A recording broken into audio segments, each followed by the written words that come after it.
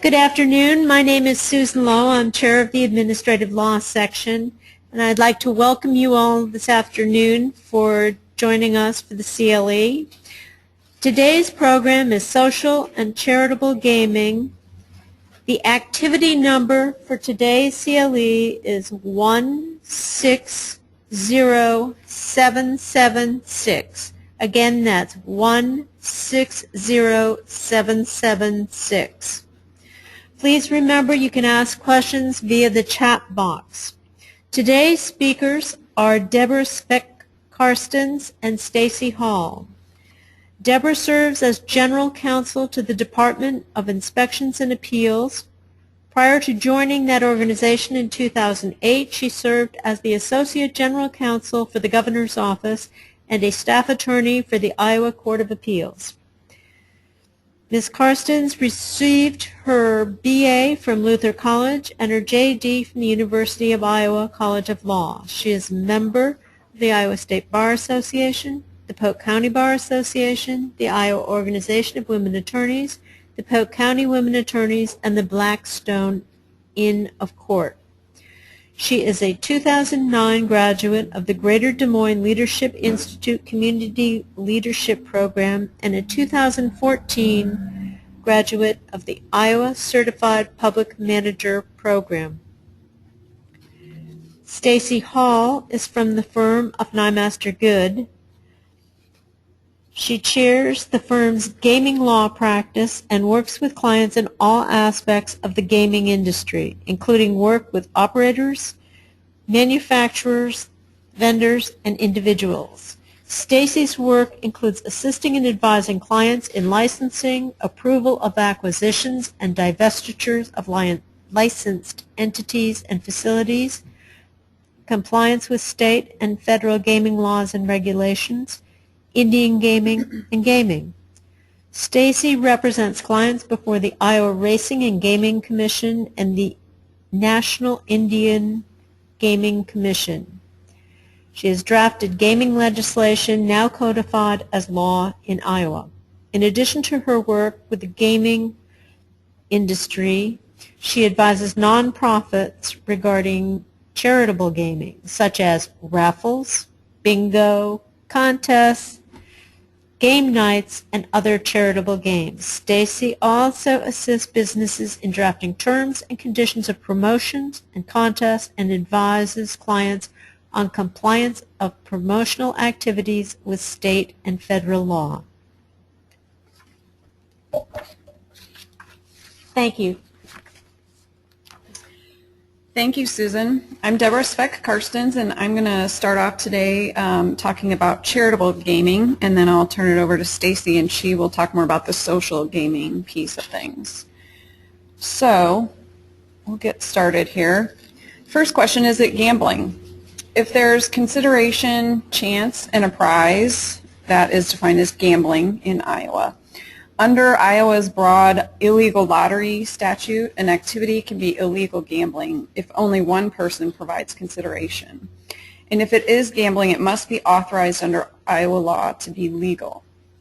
So gambling in Iowa is permitted under, social and charitable gaming specifically is permitted under Iowa Code Chapter 99B and Iowa Administrative Code 481, chapters 100, 102, and 103. The statute in particular is somewhat confusing. There's lots of cross-references, and so I would encourage people to read the statute and the rules, and of course, if there are questions, feel free to contact myself at DIA or any attorney practicing in the area. And today we're really just going to hit the highlights of things. This isn't a really in-depth review of things, so we're just kind of scratching the surface here. In order to conduct raffles, bingo, games of skill, and games of chance, you must be a qualified organization. Qualified organization is defined in 99B. It includes a nonprofit with an active membership of 12 or more that is not self-perpetuating. It can be a governmental agency, a PTO, a booster club or school, or it can include political candidates, parties, or non-party political organizations. But I would note here that PACs are not eligible for a gambling license. So there are several different types of licenses that qualified organizations can obtain. You see here on this slide the list, 14-day, 90-day, 180-day, 1 year, and 2 year are some of the licenses and the cost for each of those licenses. Each license has specific requirements or restrictions as far as the number of raffles that can happen per year, for example, or the number of bingo occasions that can happen per week or month.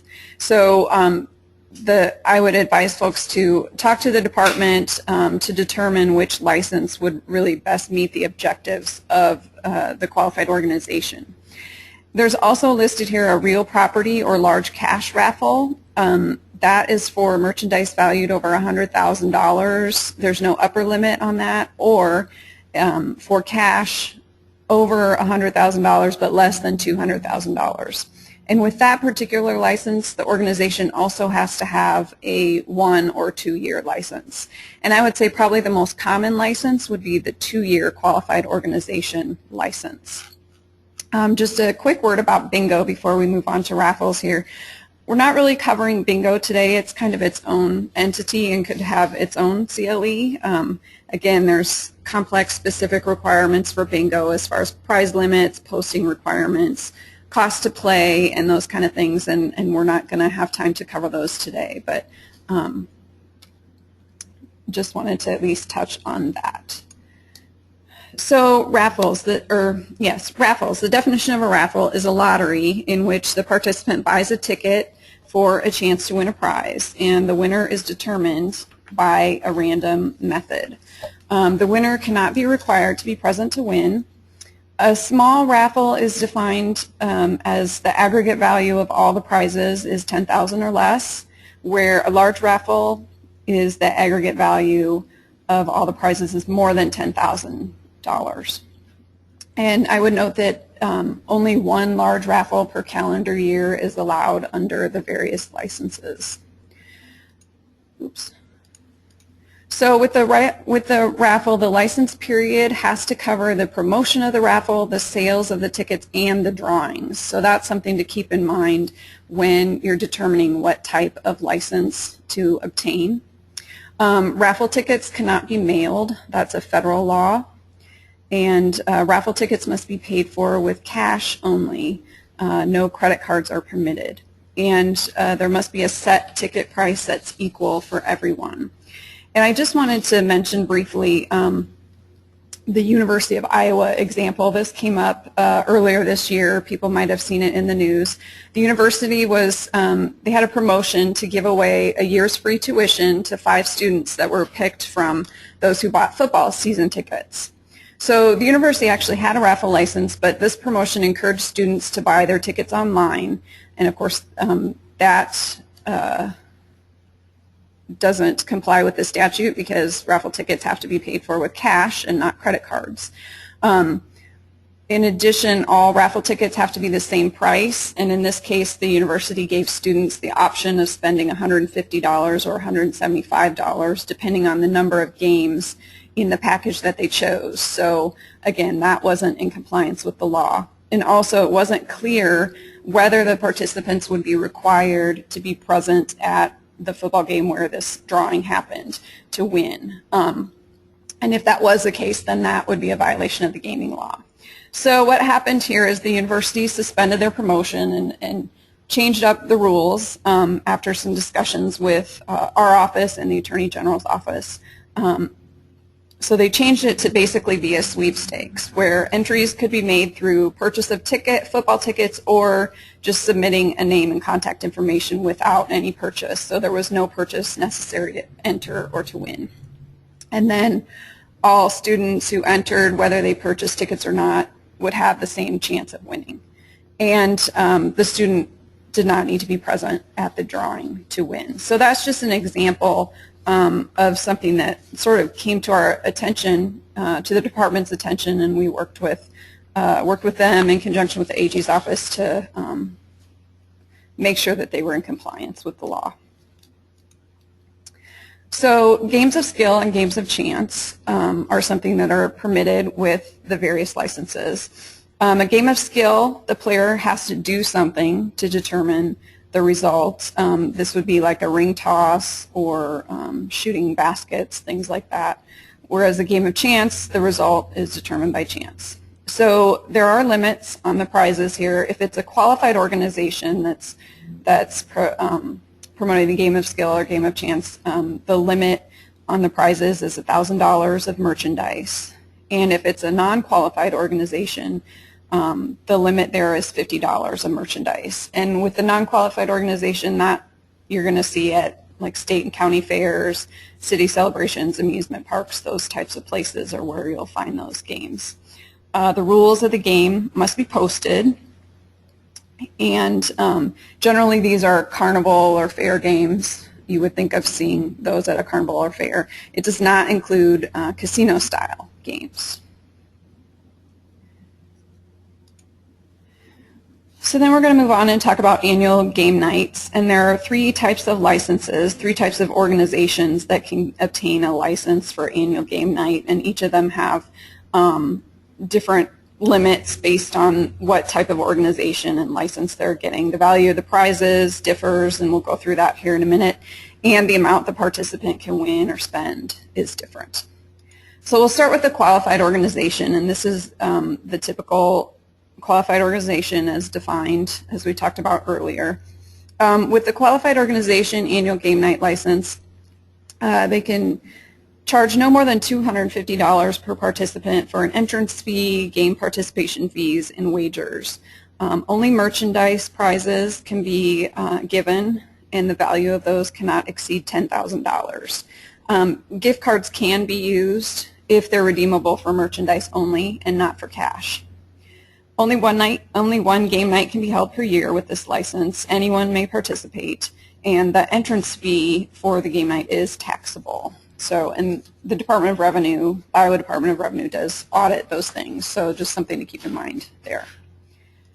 With an eligible qualified organization, this is kind of a subgroup of the qualified organization. This includes specifically veterans groups or emergency services providers, EMS.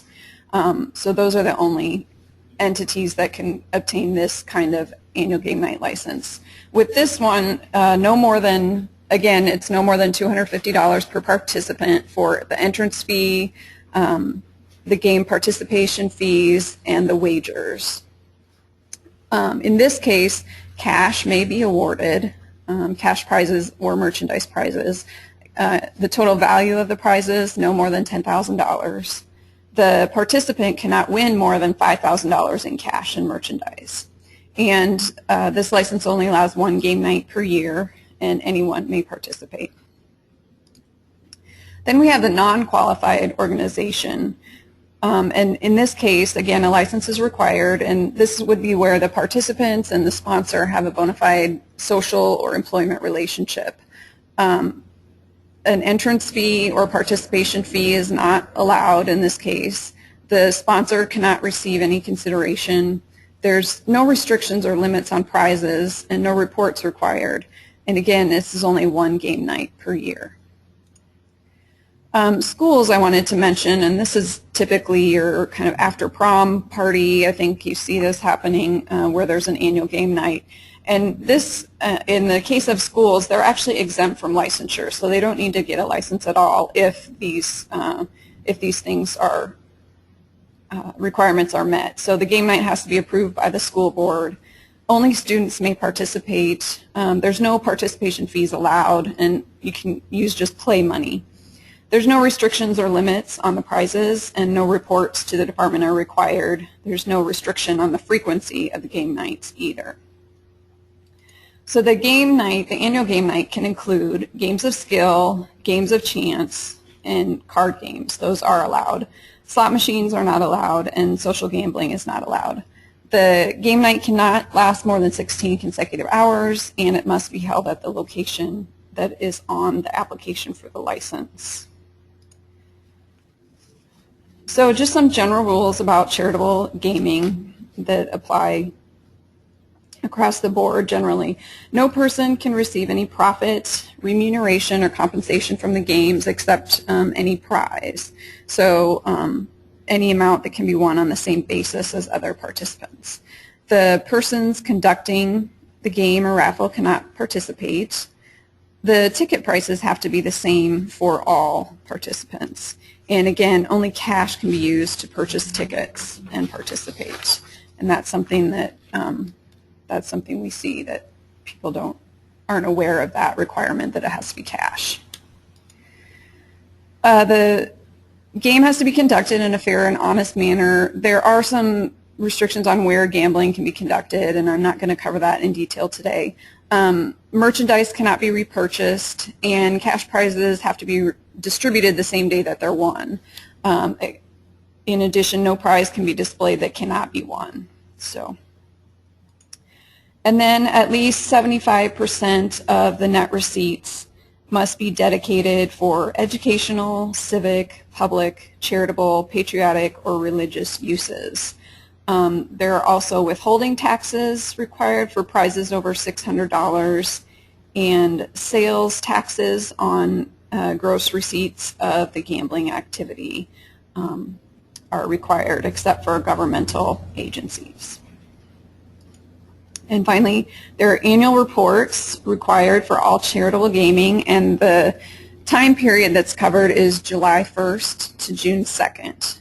So the gambling receipts, less expenses, taxes, and prizes must be distributed as required to charitable, religious, civic, public, or patriotic uses by July 30th, which is 30 days following the end of the annual reporting period of June 30th. So those are kind of the basics of charitable gaming. And now I'm going to turn it over to Stacey to talk about social gaming.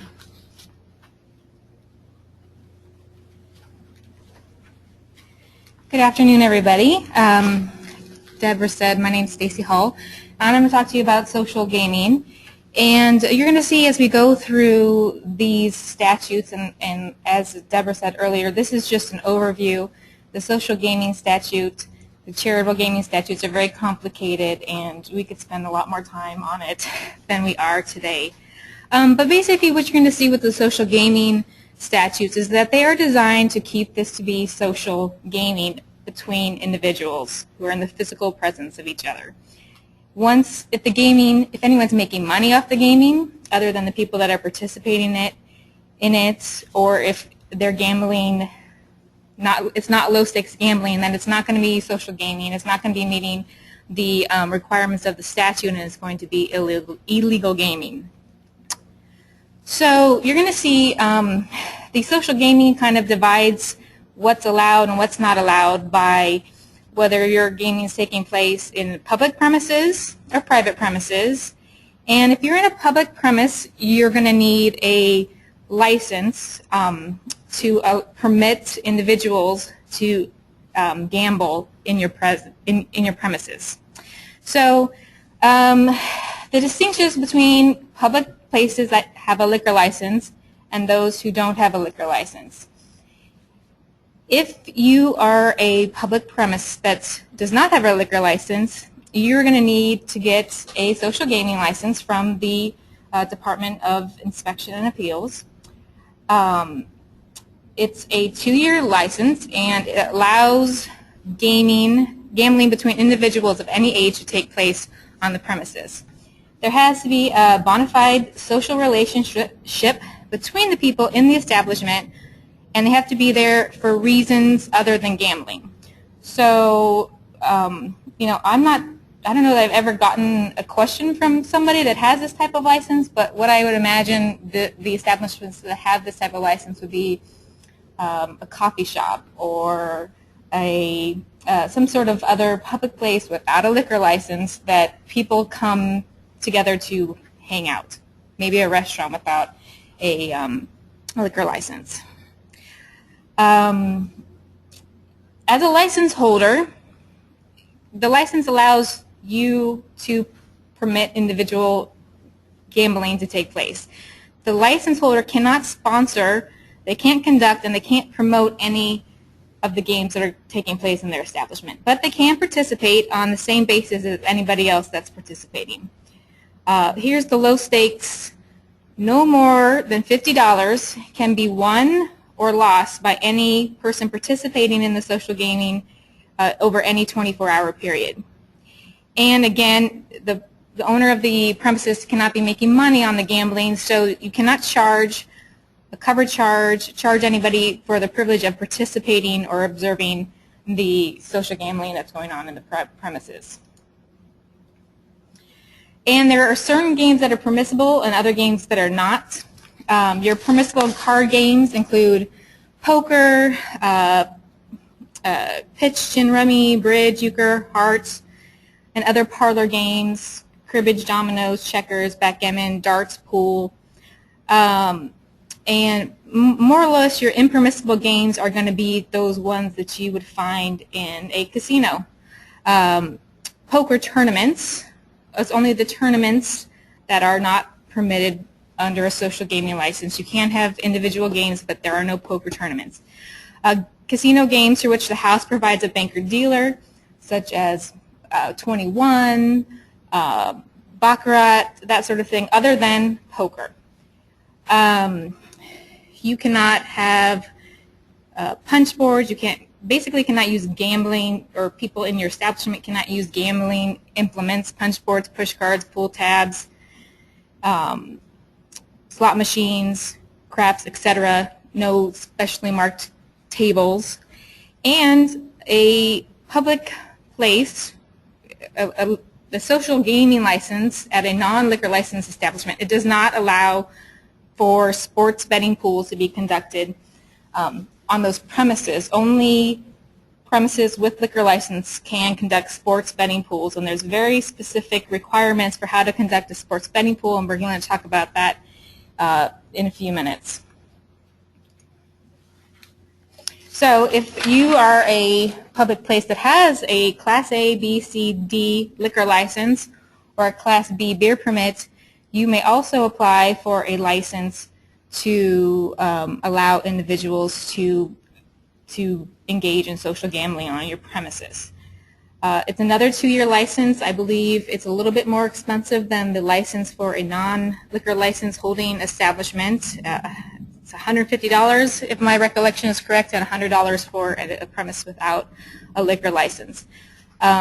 Like those premises that don't have a liquor license, the people that are gathering to engage in social gambling must have a bona fide social relationship and have to be in the establishment for reasons other than gambling, and they also have to be 21 or older to engage in social gambling at a liquor license premise. That's not a requirement in premises that do not have a liquor license. It can be persons of any age. There's no requirement that the participants be even 18 or older at non-liquor license establishments. Again, the license holder cannot sponsor, conduct, or promote any game, but they can participate on an equal basis as any other participant. Again, no more than $50 won or lost in any 24-hour period other than sports betting pools, and we'll talk about that in a moment. And again, you cannot charge anyone for participating or observing the gambling that's going on in your establishment. The permissible games are the same as those that are allowed in establishments without liquor licenses. And in addition, premises with a liquor license and a social gaming license can allow sports betting pools to occur on their premises.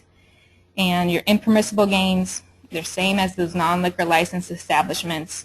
No casino games, no house banks games, other than individual poker games. And liquor licenses conduct sports betting pools.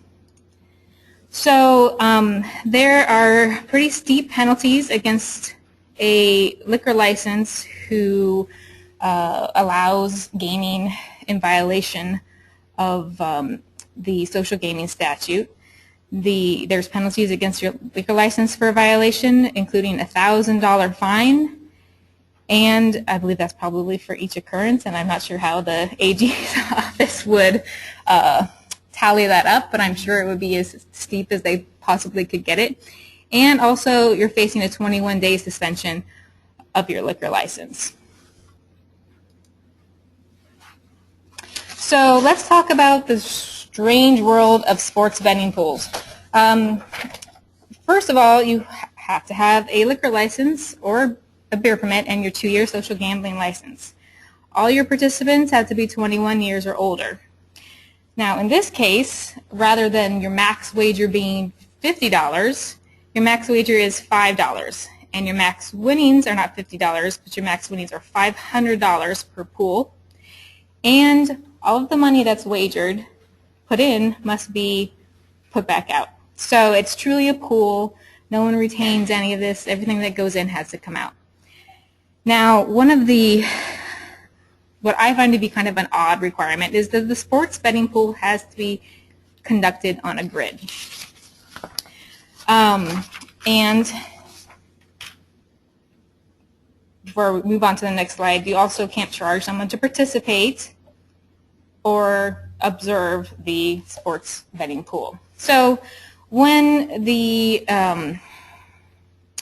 requirement that it has to be conducted on a grid, which means a vertical line that has numbers and a horizontal line that has numbers, and then there's squares that correspond to a horizontal and vertical number. People can buy a square or numerous squares. It's up to the person that's setting the rule, but this is how it has to be conducted. So you will need something that looks like this. I encourage you in your outline material that you got not on the slide, there is a link or a site to a very thorough guide that the Division of Inspection and Appeals has put out. If you have a client that is interested in allowing sports betting pools to be conducted on its premises, and the example that they give is of a NASCAR sports betting pool where the vertical line represents the starting position of cars and the horizontal line represents the end position of the cars. So first people would pick will buy however many boxes they wanted to buy, and then you would figure out how much you can charge per square as to how many boxes you have on your grid, and that's a maximum you can charge, and no one can spend more than $5 on all of their squares in that one pool. And sports betting pools also have to be based on one particular athletic event. It can't be based on numerous athletic events. So that's one example. I encourage you to go and look at the guidance that the DIA has put out. It's very thorough and helps clear up a lot of the confusion on how to conduct sports betting pools. Now, NCAA basketball tournament. It is not permitted in beer and liquor establishments. Beer and liquor establishment cannot allow NCAA bracket basketball tournament betting to go on in its establishment. And that's because of that requirement I just talked about, is that the sports betting pool has to be based on one athletic event only. So you cannot have it based on a tournament. But you can have betting pools allowed for individual games. So, for example, you might have a smaller grid with the predicted score at the end of a particular half or quarter. It would be something that you would be able to do in an individual game. And if you want to allow betting on individual basketball tournaments in a beer liquor establishment, you have to have that 2-year license. Okay, so in other locations, and by other locations, we're now talking about private establishments, because the persons with the public premises without a liquor license are not allowed to conduct sports betting pools. So we're talking basically about your office pools going on between individuals or pools among friends. And we're going to talk about the requirements for gaming social gambling between individuals at the end of the presentation here. So basically NCAA basketball tournaments, can you do them at your office? Yes. Here are the rules. No participant wins or loses more than $50 in a 24-hour period. And when I get questions about office pools, and I usually do in March, this is the thing that I see that trips up people most often, is that people are winning more than $50 in a 24-hour period because the pool's getting so big that at the end, when you've got your winner, the pool's much more than $50. So my advice to these people is either to break it down into smaller groups, subsets, so no one's winning more than $50 if you want to have one award at the end of the tournament, or to have more types of prizes, award the leader at certain stages in the tournament. That's another way that you can deal with that $50 win limitation. Another problem that I see is all your participants have to be individuals. So each person has to fill out and turn in their own brackets. You cannot turn in a bracket for somebody else. If you do, you are engaging in bookmaking, which is a very bad thing to be doing. There's no minimum age for NCAA basketball tournaments, but all of the persons involved in them have to have a bona fide social relationship.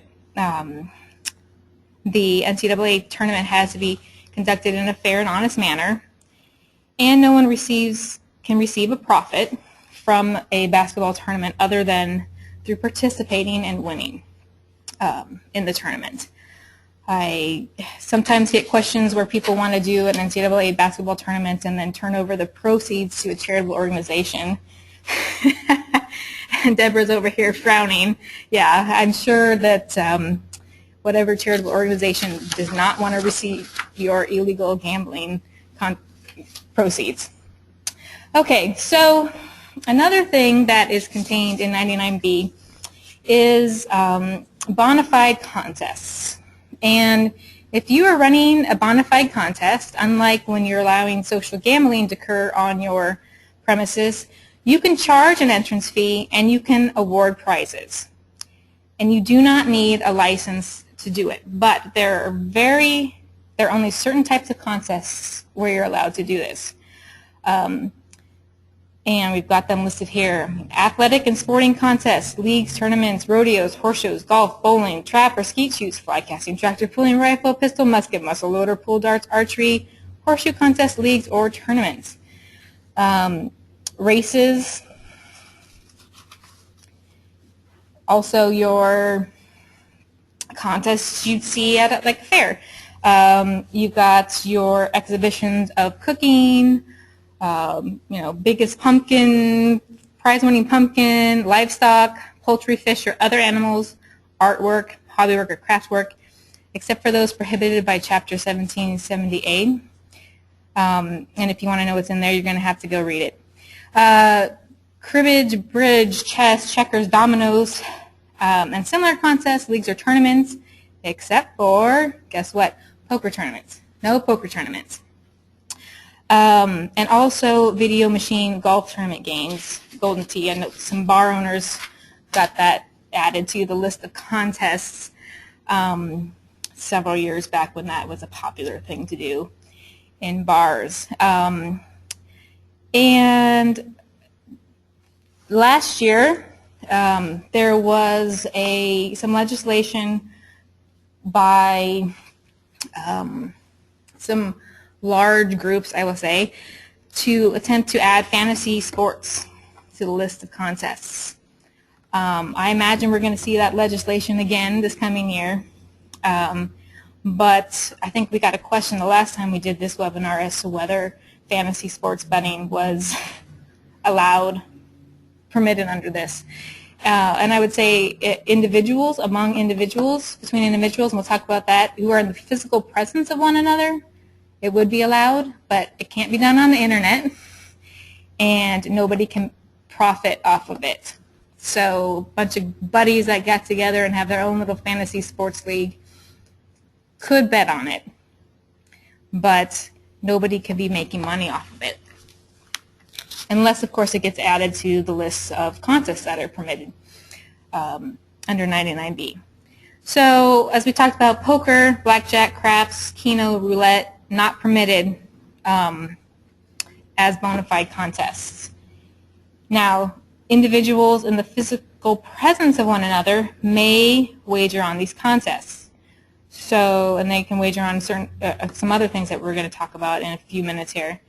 But notice the requirement of being in the physical presence of one another. You can't do it on the internet.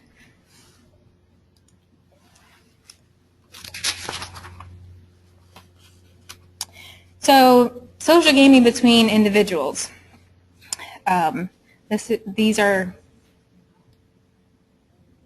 things that would typically occur. Some of these things could occur in a public premise that has a social gambling license. And some of these things could only occur in private because they're not permitted at establishments with social gaming licenses.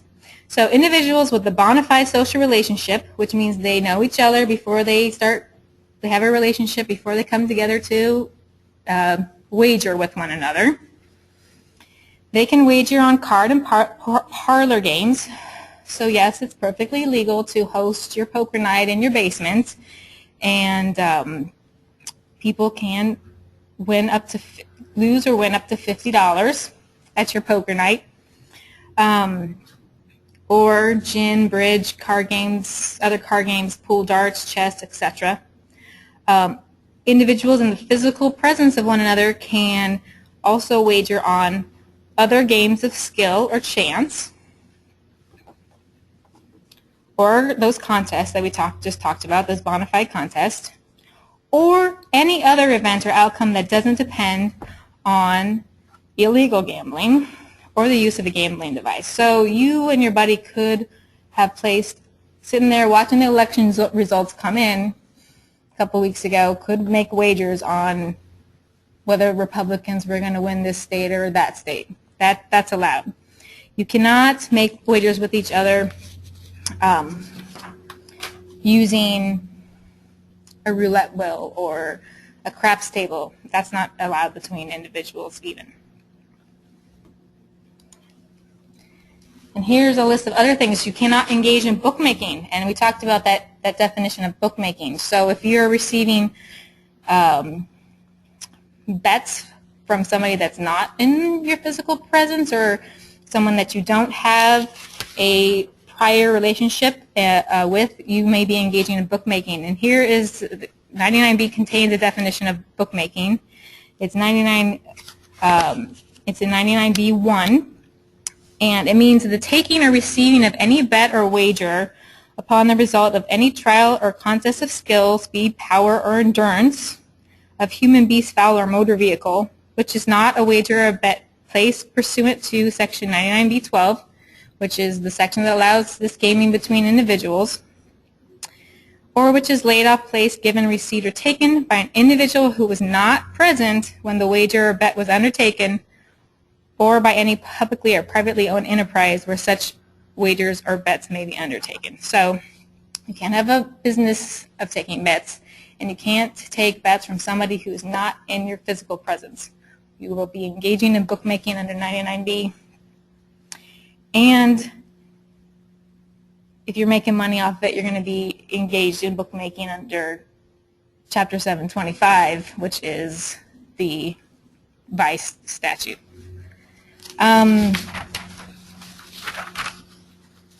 So the other things you cannot do is you can't use punch boards, push cards, pull tabs, slot machines, craps, chuck-a-luck, roulette, Klondike, blackjack, no blackjack, even in your private residence, no betting on it at least. Baccarat, Faro, Equality, three-card Monte, or any other game except poker, which is customarily played in casinos. So other than poker night with your buddies, no casino games going on between individuals.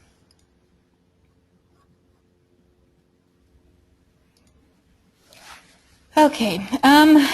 Also, there's a portion of 99B that talks about, oh, I think I just blew by a slide here. Okay. So here's the other requirements of gaming between individuals. You cannot wager or win more than $50 in 24 hours. And like I said, usually it's the problem of not winning more than $50 in a 24-hour period, not losing more than $50 in a 24-hour period. You can't place wagers for anybody else. You can't wager on an athletic event if you are a coach, official, player, or contestant in that athletic event. And again, you can't charge your buddies a cover fee, and you can't keep part of the pool, or you can't keep part of what was wagered. You can't, and nobody else can.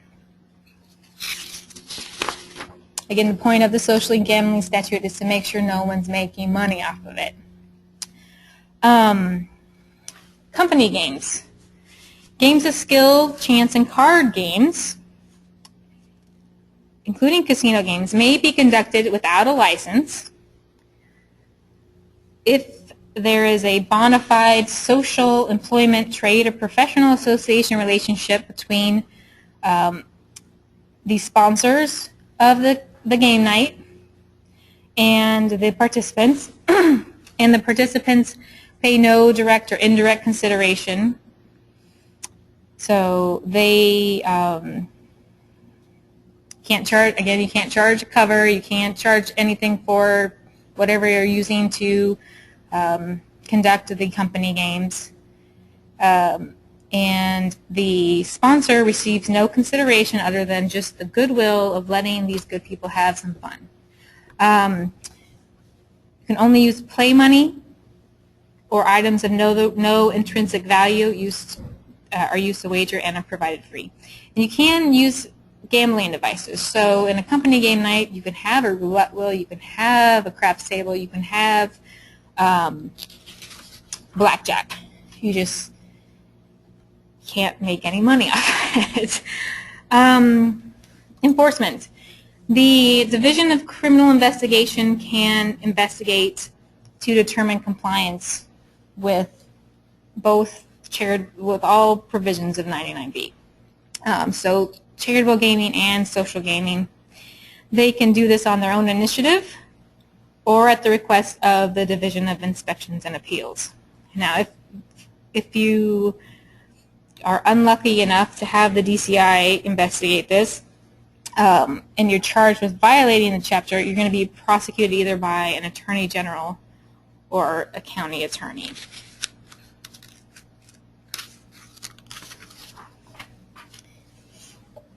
And correct me if I'm wrong, Deb, but I don't think there's any actual penalties written into 99B.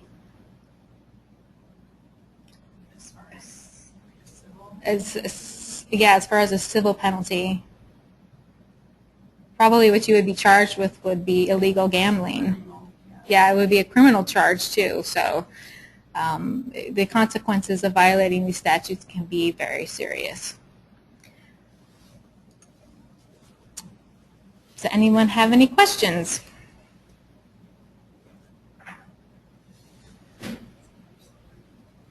Christy will now open the phone for questions. These are the instructions? If you have a question at this time, you can type it in your chat box and the speaker will see it. Right now we don't have any questions. Susan, did you have any questions?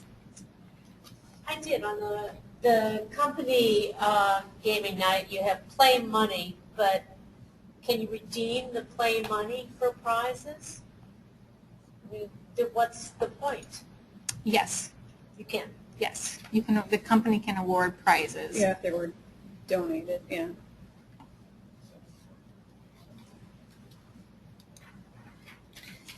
If you have a question at this time, you can type it into the chat box.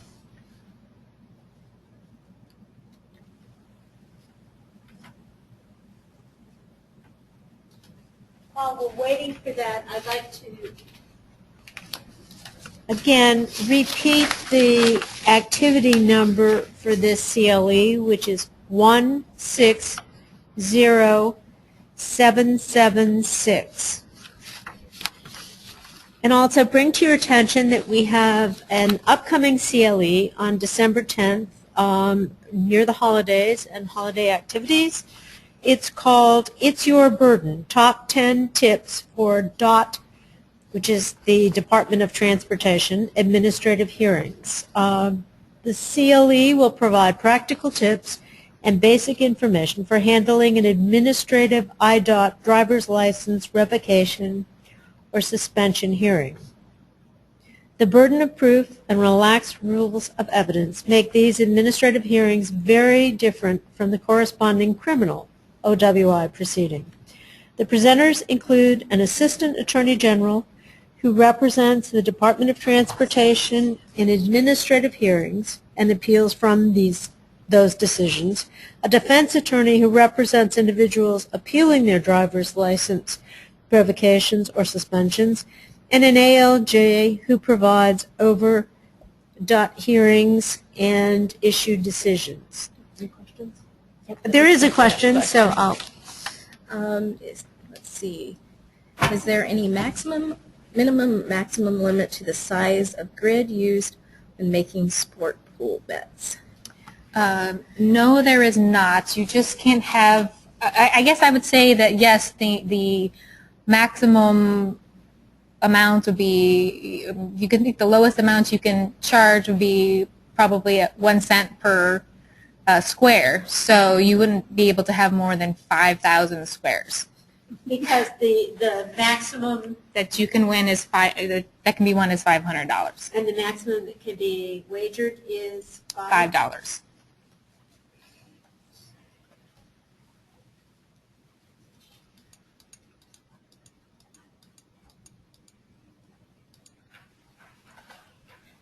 Let's see. If a merchant wants to donate goods, say a $500 value to a charity to raffle off, it would seem that the charity needs the license to handle this raffle. If the charity has a license, many of the stores donating the prizes display prizes and selling tickets, or does this have to be done at the charity and not advertised at the store? Is this as in a raffle, if you're raffling it A off? raffle, if you're raffling it off.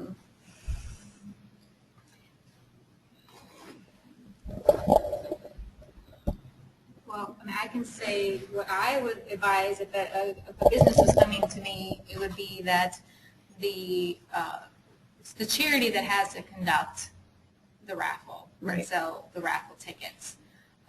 Can you allow them to be purchased from the charity at your place of business?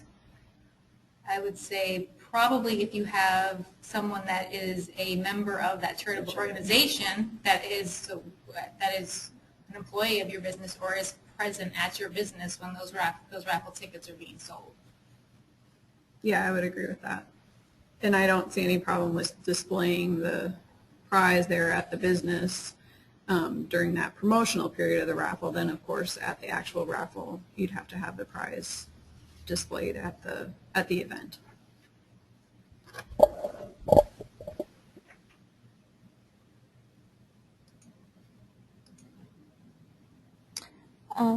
So could a bar owner use 2 squares on a grid and make it into a straight up bet on a particular game? I don't see how, well,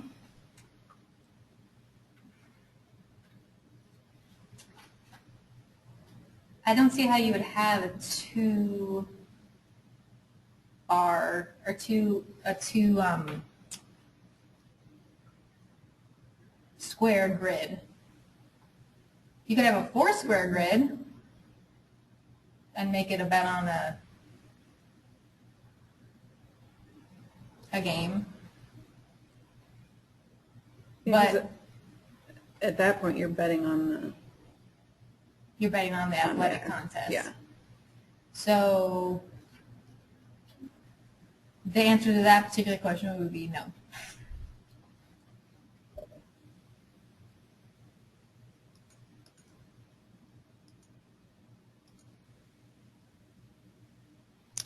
I'll just go on and do it. Okay, that looks like the last questions. Do we have any other? If you have any more questions this time, you can type them in.